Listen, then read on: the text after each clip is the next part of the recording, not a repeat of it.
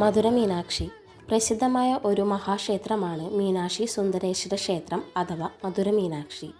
പരാശക്തിയായ ശ്രീ പാർവതി മീനാക്ഷിയായും തൻപതി ഭഗവാൻ ശ്രീ പരമേശ്വരനെ സുന്ദരേശനായും ഇവിടെ ആരാധിച്ചു വരുന്നു. അതിഗംഭീരമായ നിർമ്മിതിയാണ് ഈ ക്ഷേത്രത്തിനുള്ളത്. മധുര ക്ഷേത്ര സമുച്ചയത്തിൽ ആകെ 14 അലങ്കാര ഗോപുരങ്ങൾ ഉണ്ട്. ഇവയിൽ ഏറ്റവും വലുത് തെക്കേ ഗോപുരമാണ്. 33,000-ഓളം ശില്പങ്ങൾ ഉള്ളതായി കണക്കാക്കപ്പെടുന്നു.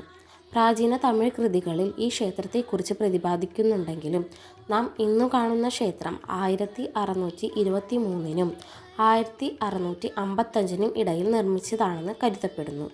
ദിനം പ്രതി 15,000-ഓളം സന്ദർശകരാണ് ഇവിടെ സന്ദർശനത്തിനായി എത്തുന്നത്. വെള്ളിയാഴ്ചകളിൽ ഈ സംഖ്യ 25,000-ൽ കവിയാറുണ്ട്. ക്ഷേത്രത്തിൻ്റെ വാർഷിക വരുമാനം ഏകദേശം 6 കോടി രൂപയാണ്. ഏപ്രിൽ മെയ് മാസങ്ങളിൽ നടത്തുന്ന തിരുകല്യാണമാണ് ഇവിടുത്തെ പ്രധാന ഉത്സവം. നാമമന്ത്രങ്ങളുടെ അകമ്പടിയോടെ സുന്ദരേശ്വര വിഗ്രഹം വഹിച്ചുകൊണ്ടുള്ള പ്രദക്ഷിണമാണ് ഏറെ സുന്ദരം. വെള്ളിയാഴ്ച ഒഴികെയുള്ള ദിവസങ്ങളിൽ രാത്രി 9 മണിക്കാണ് ഈ ചടങ്ങ് അരങ്ങേറുന്നത്. ആദിപരാശക്തിയായ ശ്രീ പാർവതി ദേവിയുടെ ഒരു അവതാരമാണ് മധുര മീനാക്ഷി. മത്സ്യക്കണ്ണുള്ളവൾ എന്നാണ് ഈ പേരിനർത്ഥം. പാർവതി ദേവിക്ക് പരമശിവനേക്കാൾ പ്രാധാന്യം കൽപ്പിക്കുന്ന ഭാരതത്തിലെ അപൂർവ ക്ഷേത്രങ്ങളിലൊന്നാണ് മധുര മീനാക്ഷി ക്ഷേത്രം. സമുച്ചയത്തിലാകെ 10 ഗോപുരങ്ങളുണ്ട്. ഇവയിൽ ഏറ്റവും പ്രസിദ്ധവും ഉയരമുള്ളതും തെക്കേ ഗോപുരത്തിനാണ്. 170 അടി ഉയരമാണ് തെക്കേ ഗോപുരത്തിനുള്ളത്.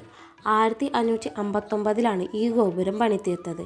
ക്ഷേത്ര ഗോപുരങ്ങളിൽ ഏറ്റവും പഴക്കമേറിയത് കിഴക്കേ ഗോപുരമാണ്.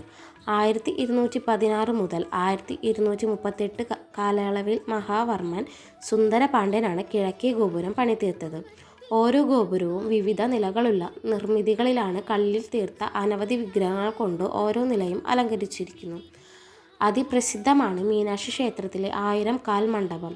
പേര് 1000 കാൽ മണ്ഡപം എന്നാണെങ്കിലും 985 കാലുകളെ ഇവിടെയുള്ളൂ. 1569-ലാണ് ഇത് നിർമ്മിക്കപ്പെട്ടത്.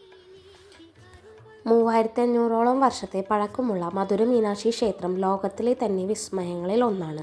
15 ഏക്കറിൽ നിറഞ്ഞു നിൽക്കുന്ന ഈ ക്ഷേത്രത്തിലെ സമുച്ചയം അതിൻ്റെ 12 ഗോപുരങ്ങളാലും 4500-ഓളം തൂണുകളാലും ഉയർന്നു നിൽക്കുന്നു. എല്ലാ ദിവസവും രാത്രിയിൽ മീനാക്ഷി ക്ഷേത്രത്തിൽ നടക്കുന്ന ചടങ്ങുകൾ സവിശേഷമാണ്. നാമമന്ത്രങ്ങളുടെ അകമ്പടിയോടെ സുന്ദരേശ വിഗ്രഹം വഹിച്ചുകൊണ്ടുള്ള പ്രദക്ഷിണമാണ് ഏറെ സുന്ദരം. വെള്ളിയാഴ്ച ദിവസങ്ങളിൽ ഒഴികെയുള്ള ദിവസങ്ങളിൽ രാത്രി 9 മണിക്കാണ് ഈ ചടങ്ങ് അരങ്ങേറുന്നത്. ചിത്തിര ഉത്സവം. മീനാക്ഷി ക്ഷേത്രത്തിലെ പ്രസിദ്ധമായ ചിത്തിര ഉത്സവം അരങ്ങേറുന്നത് എല്ലാ വർഷവും ഏപ്രിൽ മാസത്തിലാണ്. സുന്ദരേശനും മീനാക്ഷിയും തമ്മിലുള്ള വിവാഹമാണ് ഈ ഉത്സവത്തിലെ പ്രധാന ചടങ്ങായി കണക്കാക്കപ്പെട്ടിരിക്കുന്നത്. ഈ ക്ഷേത്രത്തിന് വർഷങ്ങളുടെ പഴക്കമുള്ളതായി തെളിഞ്ഞിട്ടുണ്ട്. പ്രാചീന കാലത്ത് എഴുതപ്പെട്ടിട്ടുള്ള തമിഴ് കൃതികളിൽ ഈ ക്ഷേത്രത്തെക്കുറിച്ചുള്ള പരാമർശം ഉണ്ട്. അതാണ് ഈ വിശ്വാസം ബലപ്പെടാൻ കാരണം. AD 1310-ൽ ഈ ക്ഷേത്രത്തിന് നേരെ ആക്രമണം ഉണ്ടായിട്ടുണ്ട്. എന്നാൽ 14-ാം നൂറ്റാണ്ടോടെ ഈ ക്ഷേത്രം പുതുക്കിപ്പണിതു. തിരുമല നായ്ക്കാർ എന്ന രാജാവാണ് ക്ഷേത്രം പുതുക്കിപ്പണിതത്. ക്ഷേത്രത്തിനുള്ളിലേക്ക് പ്രധാന ഭാഗത്ത് 32 സിംഹരൂപങ്ങളും 8 വെള്ളാന രൂപങ്ങളും 64 ശിവഗണങ്ങളുടെ രൂപങ്ങളും കൊത്തിവെച്ചിട്ടുണ്ട്.